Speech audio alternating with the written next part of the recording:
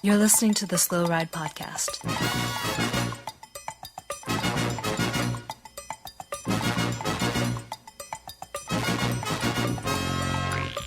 Bikes, advice, and rumors straight from the source.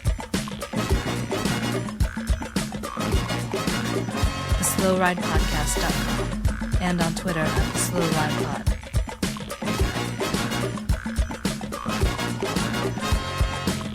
Enjoy the ride.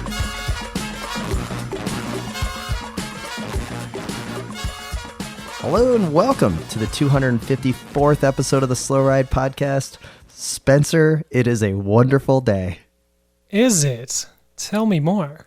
Well, this is Tim in Orlando, and I would be happy to report that TeJay Van Garderen is back, baby. That is interesting. Interesting and exciting news. This is Spencer in Boston, and I got to tell you, Tim, that is one that kind of came out of left field for me. I did not expect this. I know that there is, judging by the amount of tweets and text messages that I received about TeJay Van Garderen's podium at the Dauphiné, and the next great American hope in cycling, I think that there's a lot of people expecting us to put this at the top of the show this week. Yeah. Well, here's the burning question: is do you think he could be the next Lance?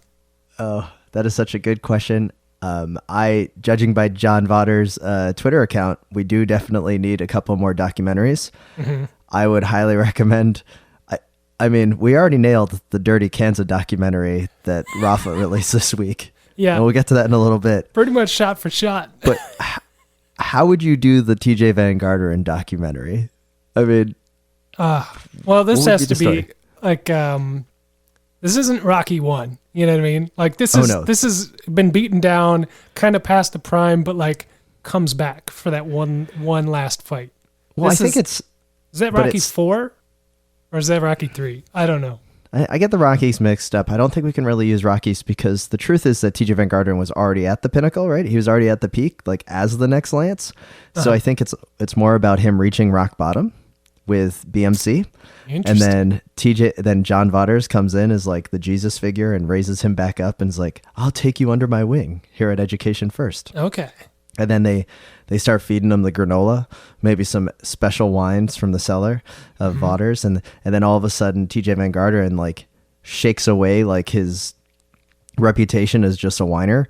And he's like, oh, I'm not going to be on Twitter anymore. It's just clouds my judgment too much. And then all of a sudden here he is. How awesome is it? And he's back, baby. I love it. I'll have to workshop that a little bit, but I'm liking what you're putting on I'm going to pick up this script. Like I'm going to send this up the ladder. You're going to take the option on it? Yeah. Like okay. This one's a keeper. Most of the scripts end up in the trash barrel next to the desk here, but this one, I'm thinking George Clooney. Well, let me just say this. I was looking at the old trusty Tour de France guide that I got at the, because now you can go to the Barnes & Noble and like the cycling magazine section. If you still go to a Barnes & Noble, every single one is the Tour de France guide because it's like the only time of year that they sell the magazine on the newsstand. Right. I see them at the airports. I don't see so many cobbles this year. That is Stage true. 1's in Belgium. Then there's a team time trial. And you're like, wow, there's not going to be much for TeJay Van Garderen to complain about.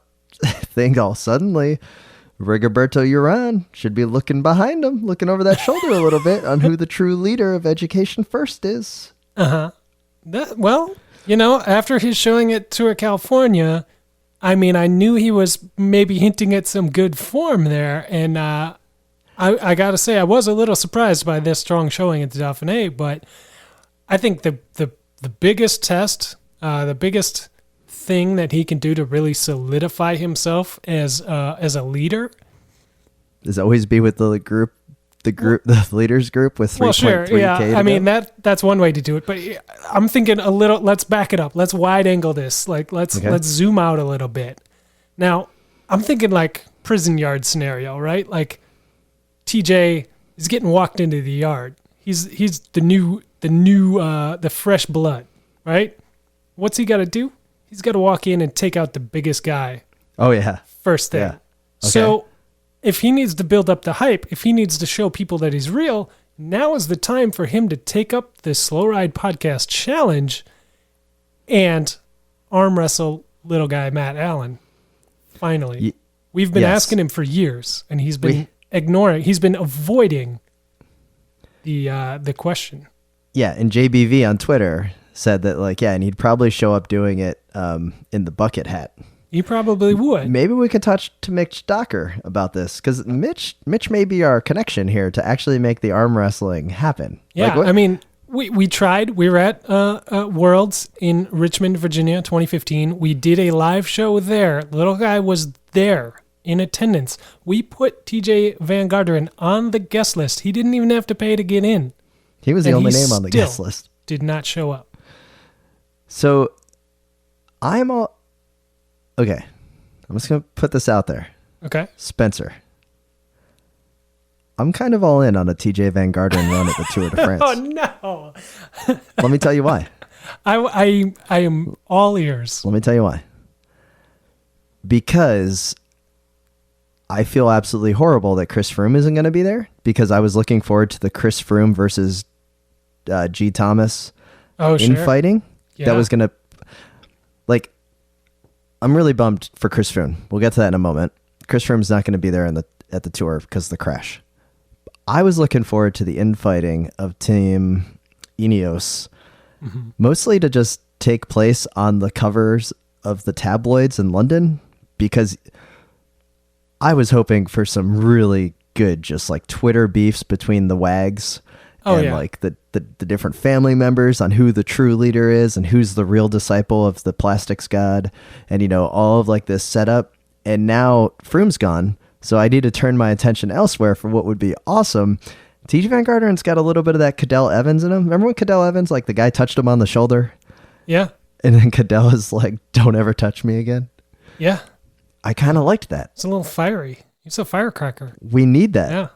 TeJay may be the guy to bring back a little sauciness. All right. I think that might have some legs.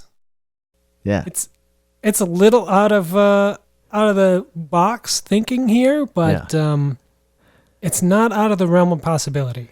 Okay. Fate is in TJ's hands right now. So the Dauphiné, I normally don't watch. Like, we buried the Dauphiné last time we were on, right? Yeah. And so the Froome crash happened. That's clearly like the number one story out there. And I got an email or text message from good friend of the pod, Graham Partain, who we're going to hear from later with an email. But Graham was like freaking out. He's like, yeah, man, that's like a major like injury, the broken femur. And he started going in. And I was like, and then he started like making sense. Like, this is career defining injury.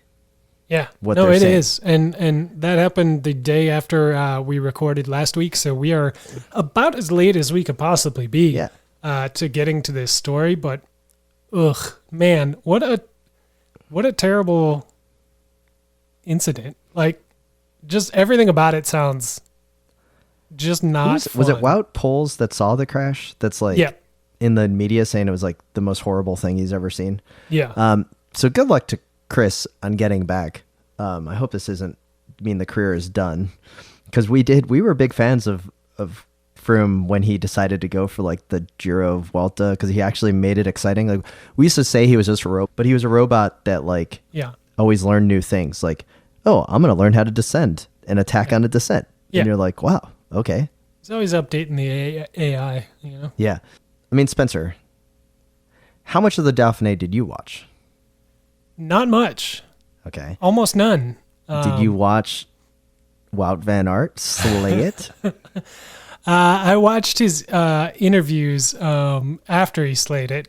Okay. But two stage wins, a time trial, and then a sprint finish. The sprint finish was awesome. He totally surfed the wheels, Robbie McEwen style. Yeah. And it was wonderful. I did see that one. Yeah. That was very good. This is all within 4 days of his awesome announcement that he was coming to the Tour. Yeah. So Spencer, Wout van Aert, will he win a stage of the Tour de France? And will you be putting internet points and your internet reputation on it over at rollerderby.com? I think both of those things are true. I think he will win a stage, and I think I will put some points on him doing so, should I be given the chance. 2 weeks ago, I don't know if I'd have been so confident. But seeing him win that stage at the Dauphiné, all of a sudden it's possible. All of a sudden all bets are off. You know, like, I still don't think he's going to do time trial at the tour, like, you know, and win or anything like that. But no, but winning a sprint stage, winning out of a group breakaway, a 10, 12, 20 person, you know, break, that's totally within his wheelhouse. And I would not be surprised even a little bit. So there is a stage, I think it's like stage 5, that has this crazy like 12% climb at the end. Okay. That's totally built for him. Like, it's one of those Alejandro Valverde stages. Mm-hmm. You know what I'm talking about? Maybe it's not 5, but there's one of these stages with like a little ramp that's like 12%, 500 meters. Yeah. And it's going to be just perfect for him. Right up his alley. Yeah. Yeah. No, that sounds good. Yeah, the main, I don't generally watch the Dauphiné because I'm coming off my Giro high. I need to rebuild and regenerate coming into the tour for watching every day. It's much like much like the stage racers themselves. I need to, you know, back off and just let that form build again. Yeah. But what I like to do with the Dauphiné is look at the results at the end, because those GC guys that are not on the podium, I've always said 5th through 12th, that is the danger zone. Those guys are going to be peaking for the tour. I just want to say, I like how you selected to start with 5th just because it's Pinot. Well, you know. And then you got Dan Martin, you got Bardet, Quintana, and who's this in 11th place? Richie Porte. Yeah, danger man. Richie Porte's here first. Totally pulling out the knife to say, hey, watch out, Bauke Malima. Watch out, Nibali. I'm still the king of the Trek Castle. Oh, it's true. Oh, man. Little guy's not even here to defend the sadness that must have taken over his life for a week. TeJay Cobo, 2011 Vuelta winner, getting jettisoned from the podium. So Chris Froome now has won another Grand Tour, and Bauke Molima's first podium at a Grand Tour, and we got lit up on Twitter on that one. That was just the first of many times we got replied. Well, that was another great timing thing with us mentioning Molema for being the most anonymous of Grand Tour. And then he the new moves up Heimars onto, he moves up onto the podium, and everybody ats us like, oh, look at what happened. I guarantee you not one of those people knew that he had been 4th place in the Vuelta before that day. Yeah. So I think you're proving our point. Yeah. So that was pretty cool. So good job for Molima's first podium. Congrats for Froome for winning another Vuelta. Hopefully you can find a little bit of solace in winning another Grand Tour while you're recovering from your injury. I'm acting like he's actually listening to this drivel. Anyways, but Spencer, one of the highlights for me was watching Wout, and I love the NBC Gold coverage with Anthony McCrossan or whatever, the announcer. Right. And I got hit up on Friday with a text message from a friend, Chuck from Virginia, one of the friends of the pod. Okay. And he's like, "Hey man, they just gave you another shout out on the Twitter normally I'm like presenting tweets like, hey, can we just talk about Wout for the rest of the day?" And then all of this stuff. And every now and then he replies, but then out of nowhere, we got this. Thanks for all your messages. Thanks to Slow Ride for your message overnight that we should just talk about Wout van Aert today. And you know, like he sounded a little disappointed when he realized who the tweet was from. I don't know if you picked up on that. Like there's just like a little tone change where he's just like, subtle, oh, thanks for all your messages. We got a tweet here from, oh God, these guys again talking about Wout. But, oh man, did they look good. Wout, Matthew Van Der Poel taking over the cross world, or taking over the road world from cross and mountain biking. It's true. So much. It's true. Do we want to get into, speaking about the Froome crash, do we need to get into the Twitterati scenario that's been going on around this? Because it's getting buck wild out there. I mean, Twitter can be a little bit of the Wild West. I have done a good job of insulating myself from crazy people and like muted enough of the way out of left field accounts that are cycling fans. But quite a few things made it across my feed that are a little tinfoil hat. Yeah, let's talk about this. So what we're talking about is the Chris Froome crash not happening on television. It was in a recon. Mm-hmm. So immediately the Twitterati puts on the tinfoil hats to come up with a variety of theories. Everything from it's a full-scale Masonic cover ploy, conspiracy. Because he had to move up the Masonic ladder. Because he had to move up the Masonic ladder. To be able to do that, you have to fake something major, and so he's faking a crash. Yeah. He wanted to avoid testing. This was the only way that he could avoid testing. This is my favorite too, is that somehow on a recon ride, on a training ride, he had a radio in his ear and somebody was like, "Oh no, anti-doping's at the hotel." And he just flung himself over the guardrail. like there was no better option. Yeah, so where do you fall on this? Like, because one of the tweets that I saw was them using the photo of him in the hospital and like, "Oh, he's not even banged up." And you're like, well, yeah, because he went straight into a wall. Like, it's like sometimes when you go straight into a wall, it's not like you're going to stop instantly. You're not going to like slide down the side of a mountain and get all types of road rash. Well, my favorite was maybe the one that accused it of being fake because apparently there was an ambulance nearby at the bottom of the mountain. Yeah. But instead of using the ambulance, he was airlifted away to the hotel. And that is definitive proof that is definitely faked. Wow. Also, the photo of him in a stretcher. Yeah. I guess the stretcher brand is Furno F2. And they said, oh, F squared is FFF. And F is the sixth letter of the alphabet, and that equals 666. Definitely a Masonic thing. It's so stupid. It's unbelievable. And these are like these aren't like wingnuts coming out of nowhere. These are like cycling fans that are like so hell-bent, like so anti-doping, I guess, that they're willing to believe that there's a cycling Illuminati Masonic sect that is out there throwing themselves into rock walls at 50 miles an hour to like move up the Masonic ladder. It's buck wild. It's pretty amazing because like we used to always hear stories about how like in America, like when people would hear that USADA was showing up to test, people would like fake the flat tires. They wouldn't finish. They wouldn't show up on the results to then get pulled, or like they'd crash and then they could leave the course. Right. So that's like where this is like kind of based, but yeah, I mean, are we surprised that the flat earthers are also cycling fans? That's what I want to know. I guess not. I mean, I know we're already a little maybe that's weird. why they hate the climbers so much too, is because of flat earthers, right? Yeah. Well, anyway. Does that make any sense?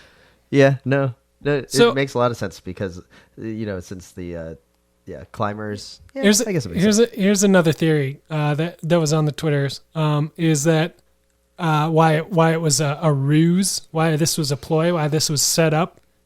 This crash was perpetrated against the cycling fandom and against WADA or whatever, is because allegedly Chris Froome signaled to his teammate Poles in the descent that he was going to blow his nose.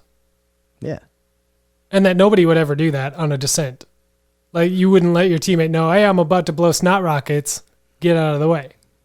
Yeah. And that when he had his hand off the bar to do that is when the wind caught his deep dish front wheel and he went crashing. Tim, if you were on a ride and you were going to blow a snot rocket, would you or would you not let the folks behind you on the group ride know? I always let them know I'm about to just like...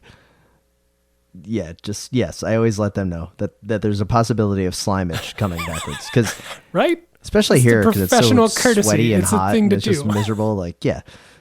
But I will say this. I am always impressed by the bike handling skills of professional cyclists that tend to do things that you're like, wait, what did they do?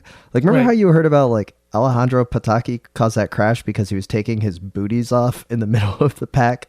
Yeah. With 6 kilometers to go before a sprint. And you're like, wait, what? Like, what? Why are you taking off your booties in the middle of the sprint with just 6K to go? Like, what's the... Right. And even if you can't tighten your shoes down, like, you could be okay. Right. Some of the aero tucks that have been happening lately, the pedaling well in the aero tuck, going downhill at 60 miles an hour. Like, these guys are taking risks, and they're pushing the limits. And I'm not surprised that they would just take a hand off the bars to do, something as simple as that, or grab a gel out of their pocket. You take your hands off the bars all the time. Yeah. Like, that is not a weird thing. It's not anything to base your conspiracy theory on.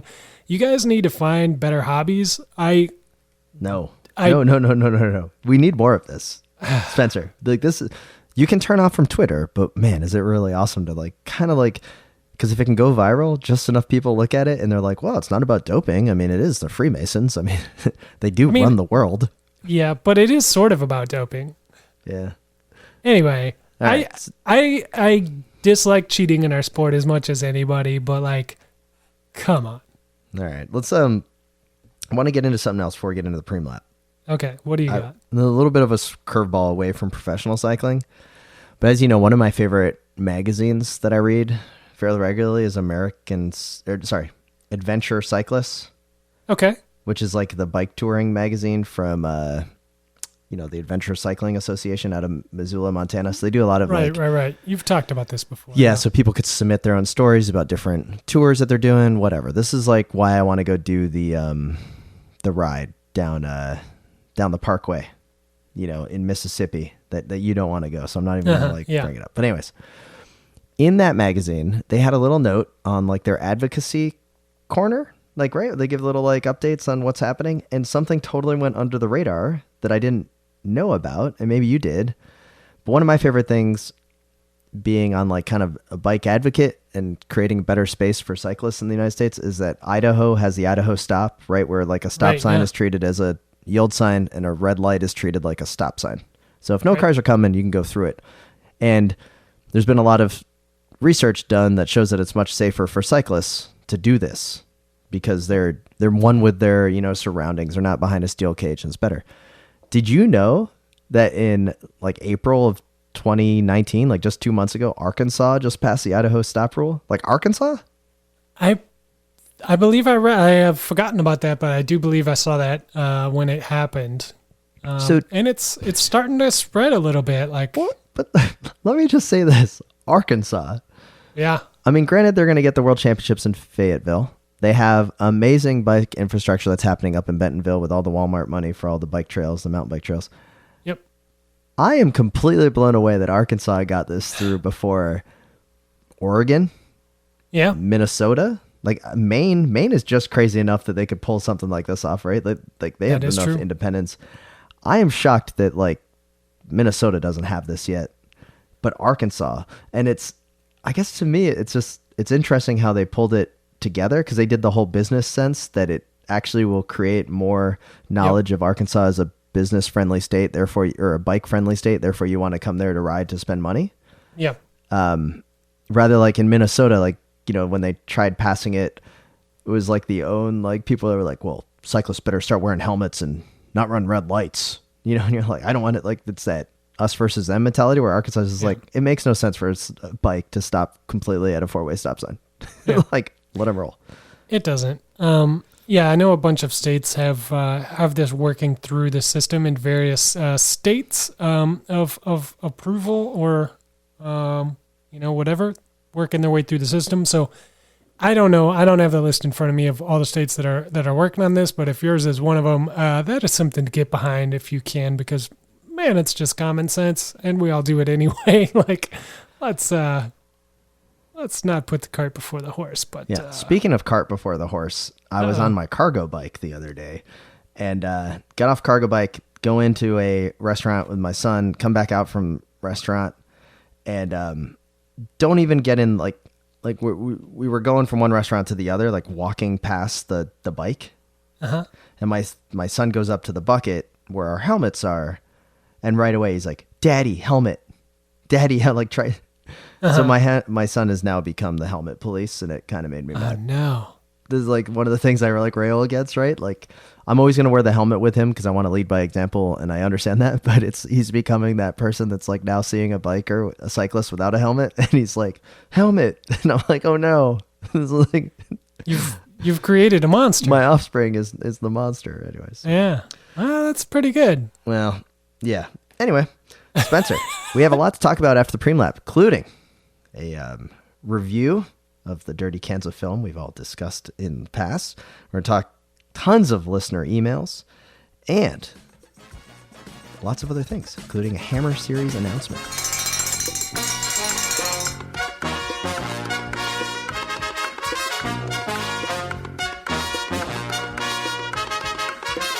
This is Abby Mickey from Rally UHC Professional Cycling Team, and you're listening to the Slow Ride Podcast.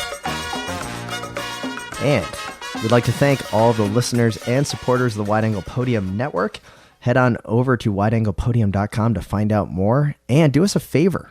If you can rate and review or tweet, retweet, tell your friends about the different shows that you're listening to. We have a wide selection of shows offering a lot. We've got a huge announcement coming up in the next week or so. So Massive. You're not going to want to miss it. Thanks for all of the supporters. If you want to continue to support independent cycling media, we appreciate it. Yeah. The best way to do it is to share it with your friends and to let people know. So yeah, it would be a huge favor to us. We got a couple of returning sponsors once again. So let's give a quick shout out to longtime sponsor of the Wide Angle Podium Network. Of course, that's Health IQ. Thank you. Go head over to healthiq.com/WAP to find out how to save some money on your life insurance. You guys are doing a great job of checking out the ways to save some fundage and protect your family, your loved ones. It's very simple. You head over there, take a quiz. You can prove that you're a healthy individual and that you're into cycling, which naturally means that you can save money on your life insurance because you're less of a risk. It's that simple. Yep. And Health IQ hooks you up with the people that can provide you with what you need. Yep. And they are advocates for health conscious folks, including cyclists. Visit healthiq.com/WAP to learn a little bit more and get that free quote that Tim was telling you about. You can also check out their FAQ page and get any questions you have answered. Once again, healthiq.com/WAP. Spencer, you like world champions? I love them. I Can't love get world enough. champions. I especially like United States world champions on the top of the world when it comes to mountain biking. People like Kate Courtney, who is also sponsored by one of our sponsors, Whoop.com. And I just wanted to point out that Kate Courtney, world champion, Slow Ride Podcast, world champion in our minds, and both sponsored by one of the best monitoring tools of your health and basically of your recovery. And that's the Whoop device, the Whoop bracelet, more or less. That's going to track everything you need to determine your strain and all of the things that you're doing, including how you're recovering in sleep. It's pretty amazing. Yeah. Now, Whoop, the Whoop Strap 3.0, that's the one that just came out. We're talking about a bunch of new upgrades to the hardware and all the stuff there. And you connect it with your app, and it figures out how much work you're doing, how much training you're doing, how much stress you put in on your body, and how you're recovering from that. Because I don't know if you know this, Tim, being like an amateur athlete, let's say, that going hard on the ride, when you're going hard on the ride, when you're hitting the gym, when you're doing your Zwift workouts, that's not what's making you stronger as a cyclist. It's after that workout. It's the recovery. It's how you're doing afterwards, where you're rebuilding that muscle that you tore down during the workout. That's where you make the gains, and that's where Whoop comes in. So check it out. Whoop.com, WHOOP.com, and check out the Whoop Strap 3.0. Use the checkout code SLOWRIDE to save yourself 15% if that's something that works for you. I think it will. I think you should check it out because, like you said, Kate Courtney, Stephen Hyde, how many American champions do you need? Yeah. Jeremy Powers, retired American champion. They're all on the Whoop train. And 15% is a banging deal, right?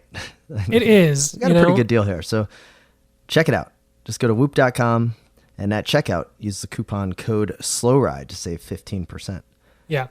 And I don't want to get into this. This is post Whoop ad now. Now we're in Spencer time. They're no longer paying me for this, but I have, I mentioned it before. I have the Apple Watch and I tried to track my sleep and how I was doing. Those apps, man, there is not a free one for tracking that. I cannot do it. Well, I'm it's not also going to pay. drain your battery. It's like $8 or crazy. $15 for these stupid app that they're all trash. And I was just really disappointed by it, and I never did it. But it's something I always wanted to do. Yeah. And now I can with the Whoop strap. So And anyway, the battery lasts much longer. Like, let's go to that. oh my God! Right. Like, So for a week. yeah, this is on Tim time now. I'm not getting paid for this. Let me just say that the drainage of the Apple Watch when you're like wearing it at sleep, it's like you got to charge that like every 6 hours. Yeah, no, it's crazy. Anyway, on to our final sponsor of the episode, and this is one that's near and dear to my heart, as you guys know, Shred Science Nutrition. Check them out at shredsciencenutrition.com. What you're going to want to do is head over there, check out their information about their packages that they have, and here's the big thing, is what they're going to do is they're going to dial in your nutrition for you. They're going to help you figure out what you need to be inputting into your body so that you can get more out of your training and more out of your recovery. So that's kind of been the theme of the episode. I'm eating my M&Ms right now. Is that going to be a problem with the Shred Science nutrition program? No, I don't think so. I mean, it's the thing about it is I can't tell you that because every program, every person that signs up gets a custom program for them. So what works for me is not necessarily going to work for you, and they're going to figure that out for you. Anyway, some of the benefits you're going to get from this, some of the dialed results that you're going to have, more overall energy, more training energy, improved recovery so you can train again, dramatically improved race intensity and performance, improved body composition. I can attest to this one personally, and better power to rate ratio. That's what it is. Chris Froome will tell you, even from his hospital bed, power to weight is what you need. And Shred Science will help you dial that in. They helped me last summer get shredded so I could win the Schwamigan Championship, which I did. Asterisk. And but you did look really good from third place on the podium. But from the top step after disqualifications, I looked incredible. I don't want to know how miserable I would have been on that ride if I had not gone through the Shred Science program. It is intensive. It's a lot of work. The first couple weeks, especially, it's gonna feel. Man, it is a lot of work. But after a couple weeks, you get it dialed in. You start figuring it out. It all starts to click. Holy moly! The pounds come off. The energy flies up, and you're gonna feel great. And I will personally attest to this. Go check it out. ShredScienceNutrition.com. Awesome. Let's get back to the show.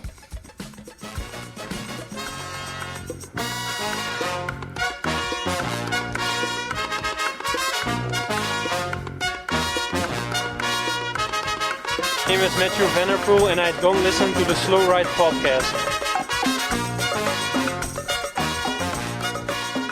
Hey guys, I just recently took the kids on a Disney cruise. As you know, these events may require some shirtless time in the sun. I had been going sleeveless in the preparation for this event, but nothing could have prepared me or the other cruise participants for the blinding white dad bod. I have golden arms and pale white chest and belly.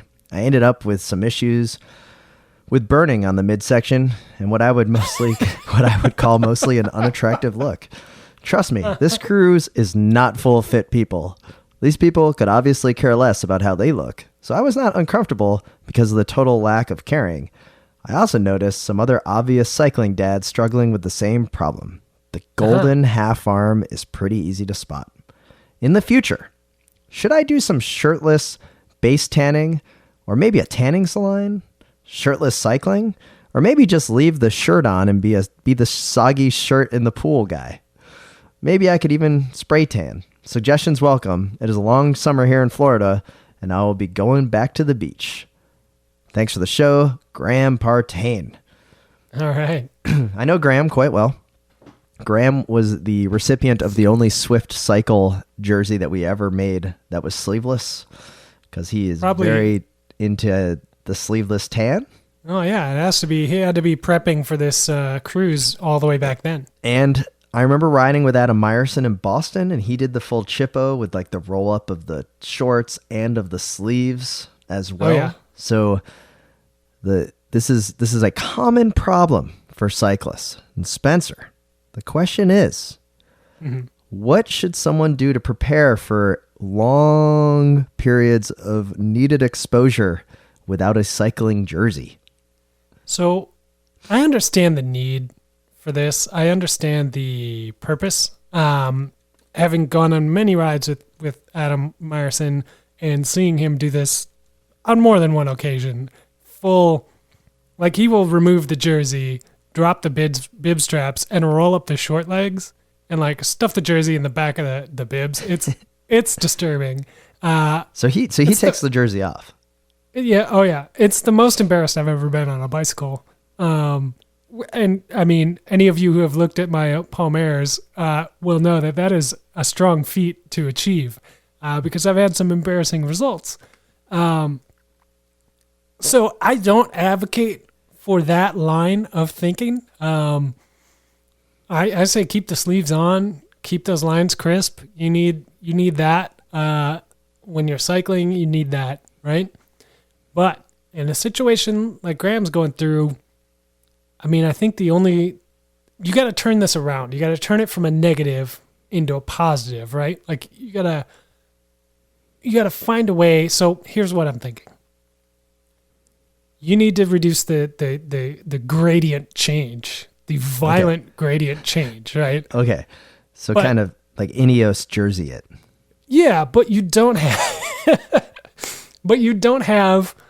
like you're trying to do your training. You're riding 10 hours a week, 12 hours a week, 15 hours a week. Are you going to cut into your riding time to lay out in the backyard and try to even out your tan? No, you don't have time for that. You've got better things to do. The riding comes first, right? This is a good idea. I think I know where you're going. Okay, keep going. I don't think you do, because I'm thinking you turn this into a positive. You spin this up into something productive, right? So you're not just laying in the backyard. I'm thinking you got to reshingle the garage. It's a project you've been putting off for years. You know you have, and you know it needs to be done, and you keep looking at it, and you keep thinking, someday. Doing dad work. You got to do some dad work. You got to you got the dad bod. Now you got to do the dad work. I like the gradient idea where we put them like, hey, Graham, instead of a jersey, just wear that sportful water bottle vest thing, but that is your jersey, right? It's got all the pockets, got that kind of mesh, so some sun's going to go through, so you're going to have a little bit of like that gradient look to your sunburn and tan. It's going to be great. Sure. But then your garage the roof is still not done. Can we get back to Meyerson a little bit? So he takes off his jersey. I'm assuming he has things in the back pockets of his jersey. Yeah. And he folds that behind the bibs? Folds it up and stuffs it in the back of the bibs. Like he must have the bib straps still up. So he kept the straps on. Yeah, I guess he did. Yeah, now that I think about it. Okay. That's kind of interesting.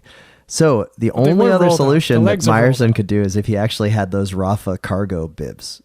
So instead of a banana on the side for like his gravel experience, that's where he just puts his jersey. It's where Lachlan Morton's going to put his like Tommy Bahama shirt and the bucket hat. Yeah, no, I mean that's probably the solution that Graham's looking for is just to wear less kit. But I talked to his wife the other day, and she was saying the garage is looking pretty rough. So I'm trying to do a favor here, for a fan of the pod. Fire the lawn guy, Graham. Just get out there and start mowing the lawn. There you go. You better buy a push mower. Little guy special, we call it. The push mower. He's out there sharpening the blades right now. This thing doesn't run on oil or gas. This thing runs on American power. Yep, exactly. It doesn't have horsepower. It's got Graham power. And that's how you're going to get the lawn done this summer.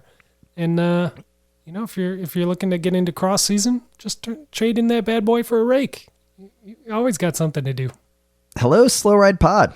I have to say the recent back and forth on Tim's interest in e-cargo bikes compelled me to say that this is a choice you will not regret making.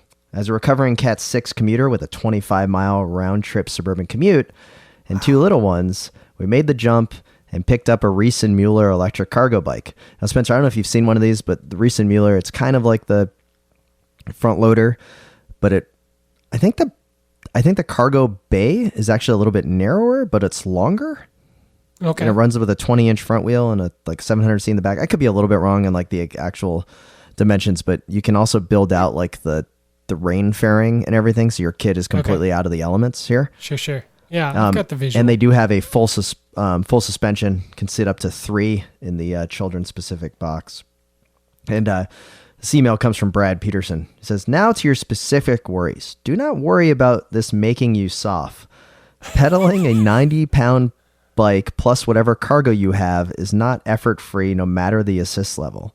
When the motor kicks off at 20 miles an hour, it requires full cargo TT mode to get up even another mile or 2 faster.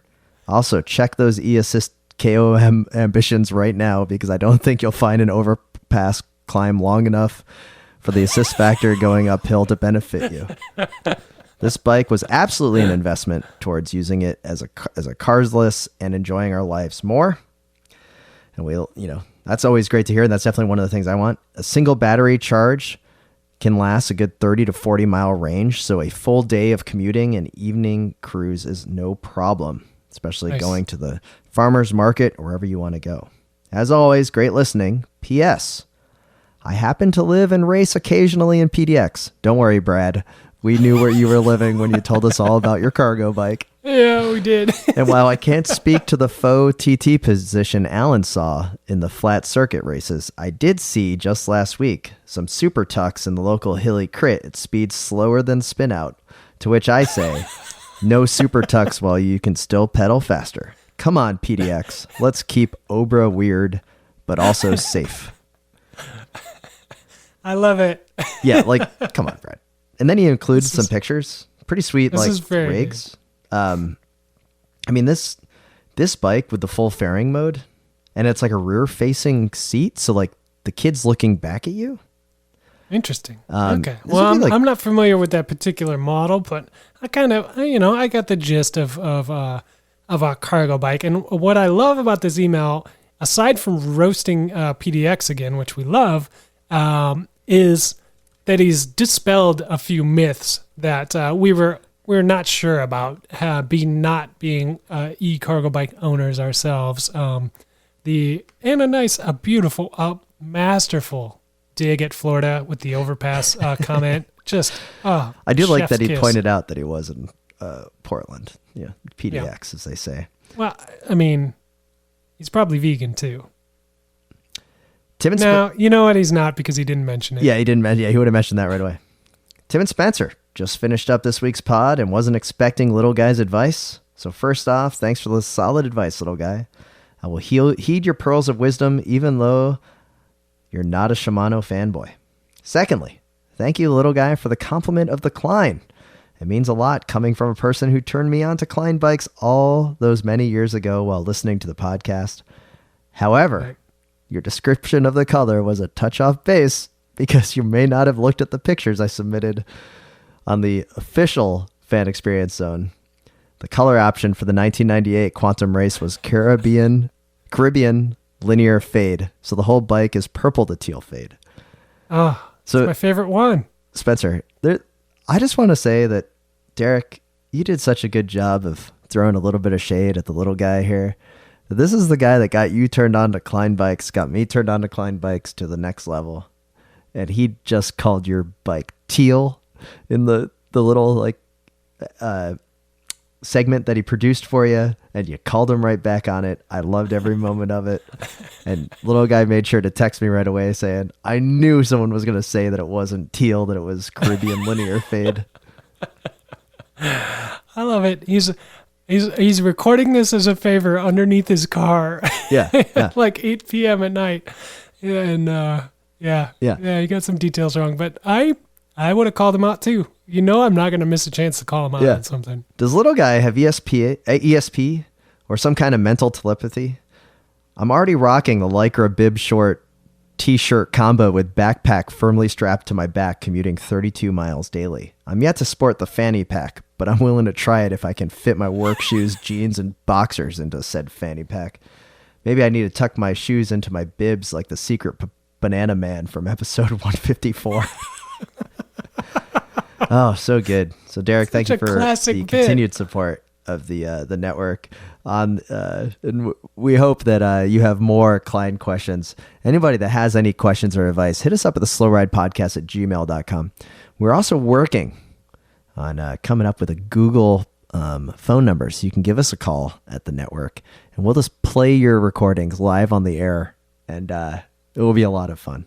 So once again, thanks, Eric, for that. Spencer, now that we are done with this great news and all of the reaching out that we've gotten from our listeners, it's time for you to give us the big update from a new corner I'm calling Hammer Series Corner.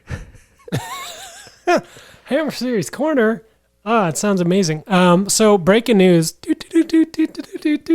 Breaking news. Hammer Series update. They announced this week that next year, 2020, they are doing two amazing things.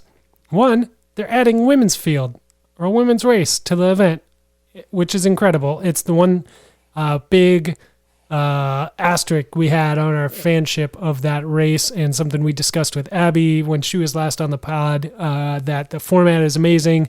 It really caters towards women's style racing, really aggressive, really all out and attacking. And it would complement that, but they didn't offer it, and now they do. So that is huge. I am super looking forward to this. It's huge news. But if it... Massive. Okay, I need to critique the corner a little bit. I think we think are already the biggest fans of the Hammer series. We're stoked about this development. But where is the Hammer series gone? Right? I feel like it's failed to capture the attention of the cycling fans. What do you like, we're not even on the payroll here, and I feel like we're the only media company that's out there talking about it. Do you know what I mean? Yeah, I guess besides press releases, I guess. Well, Hammer Series is talking about it. Yeah, they're awesome. Race. Like, I'm not Velon, discounting. Puts out a ton of content about it, which is cool. But they're expanding, and they're going places that a lot of UTI races aren't going or can't go. Like, you can't take Paris-Roubaix and take it on tour of Midwestern stadiums like the Metrodome, as discussed last week. Oh, Florian's idea was great, but... Yeah, you can take the Hammer series and you can plop it down in different locations, right? Like, I'm that's super stoked. The beauty The of Columbia it. thing is great. Yeah, and that's the other thing that they announced, is that they're launching another Hammer series event in Columbia next year, 2020, and that is going to be ridiculous because those fans just go crazy. So they've got Hong Kong. Yep. Columbia. Yep. The Dumoulin Cycling Center in Utrecht, right? Yep. And then they've got Norway. Yeah. Are any of those going away and being replaced by Columbia? Not to my knowledge. I'd be curious on that. And then also, again, it's not like Spencer, I'm all in. Like, you and I are both all in. I know Little Guy's all in on the Hammer series. It's only getting better with time, and it's going to be good. And I think the argument that you have against the, bringing Paris-Roubaix, elsewhere, you can't. Like, that's cycling culture, and to deal with the ASO and all of that and how they organize the calendar is obviously just a cluster for the UCI. But my major problem that I have is that this is, is it still like the minor leagues? Is Hammer Series going to be now just to replace, U.S. domestic cycling? Like, in 3 years, are we just going to have 3 or 4 Hammer Series here in the U.S., which I'd be all for? Like, don't get me wrong. Like, I can think of some great courses that would be awesome for it. So here's the thing. What do we have right now that's not a Hammer Series? Like, what separates Redlands or a Joe Martin stage race or Tour Vila from really just being a 3-day event in the style of a Hammer Series, like a points race rather than a so I love traditional point-to-point. I still have a little bit of problems with, like, I think that the point race fundamentally is great. Like, I no problem. I don't like ending a race series on a team time trial on a Sunday like that. Oh, you need to watch the last one. I watched the last one. Like Spencer, it's great, but it's not the racing that I want. Like I want the sprint or the climbs to be on the last day. Like if there was a way to do the hammer chase in the beginning, it's just not.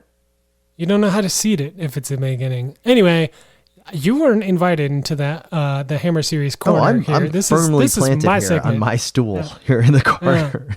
All right. Well, that was all the updates I had for the corner. Is that they have women's racing now, and that's the best. Is going to be absolutely amazing. It's going to be great. Don't make it sound like I don't like the Hammer Series, Spencer. I don't know why you hate the Hammer Series. But here's the question for you: if there's one thing that you could do to make it better, and they've already done a good job, what would it be? Do you have anything that would be an improvement? I mean, add a women's race, and then they did that. Yeah, no, so assuming that, yes, so after that, the actual game day, race day presentation, anything like that? No, I mean, the production will keep getting better. The television coverage will keep getting better. They cut to in-bike stuff. Like, it's great. Like the in-bike stuff is awesome. But I can't get enough. I think to me, it's just it's a little anticlimactic if you're one of the smaller teams that's in the hammer chase and you're far behind. Like it just. Well, you don't have to be far behind if you go all out on the hammer climb or the hammer sprint. Well, yeah, if you just bring Bettencourt to every race, it'd be awesome. You're always going to be up there. Yeah, you should know better than most people because you started your racing career on the velodrome, and you know these crazy races we had there, like the tempo and like the, these races where you score points in different sort of ways, or there's escalating points the further into the race you go. So I forgot about when the you go tempo. off the front at the beginning of the race early, people sort of let you go because you're only getting 1 point, and there's 10 points later in the race. So they really ramp it up then, but you're trying to get enough that you can maybe finish on that podium later. So the Hammer Series does take some of what we've seen on the track. Now, there's one of these, the Red Bull Last Stand, which was held in Tulsa, at Tulsa Tough. They had the fixed gear crit, and what they did for one of their races, they did basically a criterium missing out style. So the last person across every lap they took out. So it was like a 30-lap race because they had 28 racers or whatever. So the last, lap, sure, the two final people went. Do you think the Hammer should do something like that, like a missing out? Like maybe that would be kind of cool, or maybe a winning out. My least favorite race of the track, because I would always try to go for second place because I didn't have the oomph to get first, and then I'd go for second, and then I get taken out at the line, and then I get last place. Yep. No, that could be interesting. They could definitely. There are so many fun events on the velodrome that exist in this vacuum because most people don't have a velodrome local to them, so they'll never figure it out. They'll never experience that, and they aren't Olympic events, so you're not going to see them there either. So yeah, they could totally start pulling in these ideas, and I think that was the inspiration for the layout we have now. Is the pursuit obviously and the points races. Well, I will call my shot. This is where we've left the corner for the Hammer Series corner. We're now going into the Matthew van der Poel corner, and that's just that 2022 Glasgow, Scotland, when they have all of the World Championships. And right. it just came across my desk that it's actually called Matthew van der Poel Week up there in Glasgow because he's going to be the world champion in mountain biking on a Sunday. And then he's going to be sitting around going what should I do in the middle of the week? And then he's going to sign up for the scratch race on Wednesday on the velodrome, win that. And then he's going to be like, oh, you know what? I should do the Madison. Hey, Wout, what are you doing? Let's just break down borders and let's just join a team right now. Wout and Matthew van der Poel win the Madison. That would be great and be amazing. Their jerseys are going to be a little complicated. I think they could start their own sovereign nation. Yeah, they're just their own country. And then Sunday comes around and it's oh, it's road racing. I'm going to just dabble in that. So there you have it. And finally, Spencer, definitely.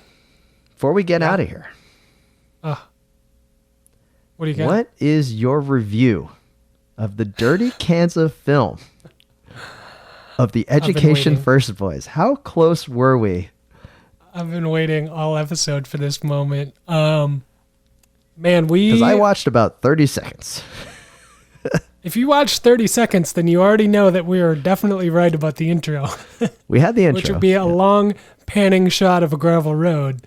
I thought it would be a start from the ground and start panning up. It was a drone shot, but it was still gravel. And it wasn't in black and zoom white. out, I thought it would be then black you got and some white. riders.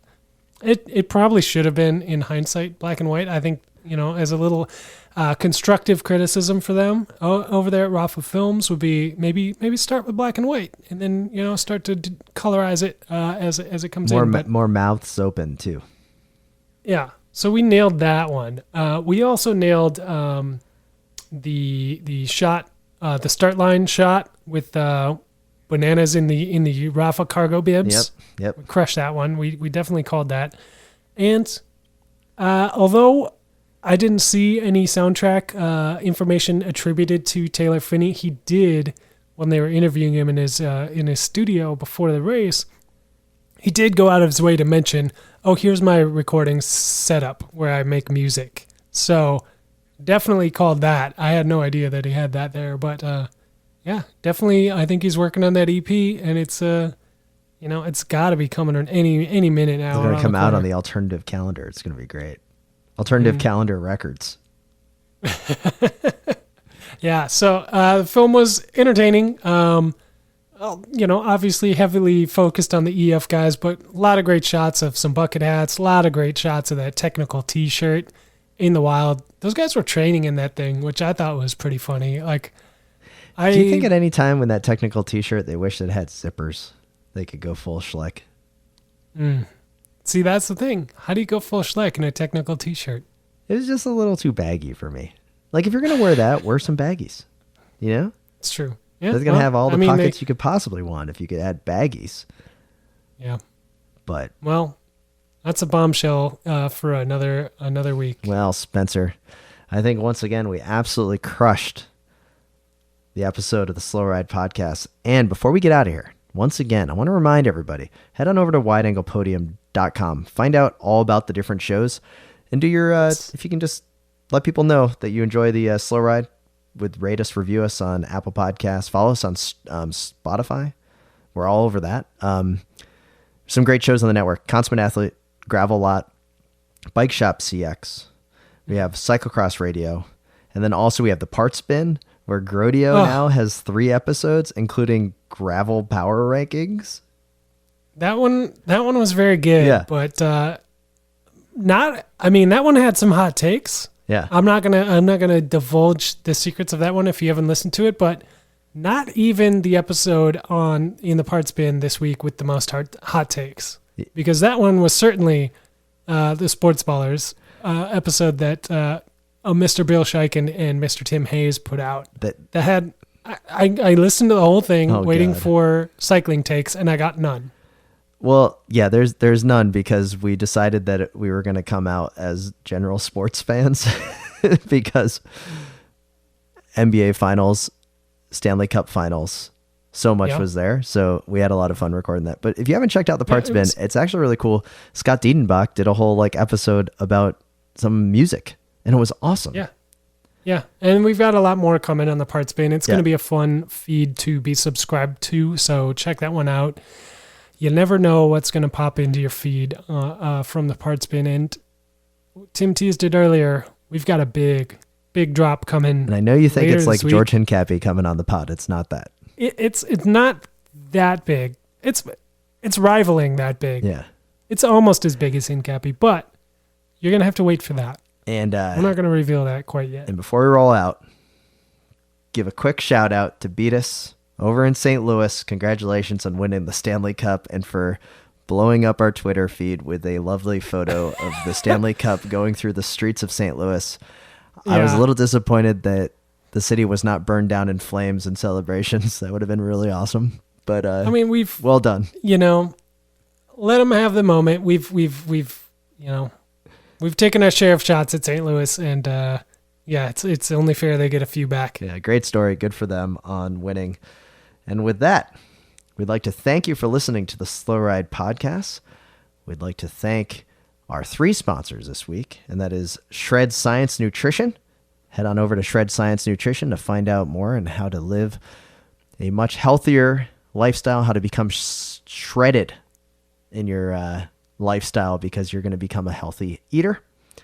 We'd also like to thank Whoop.com. Use the checkout code SLOWRIDE to save 15% more on the Whoop family of devices, including Whoop 3.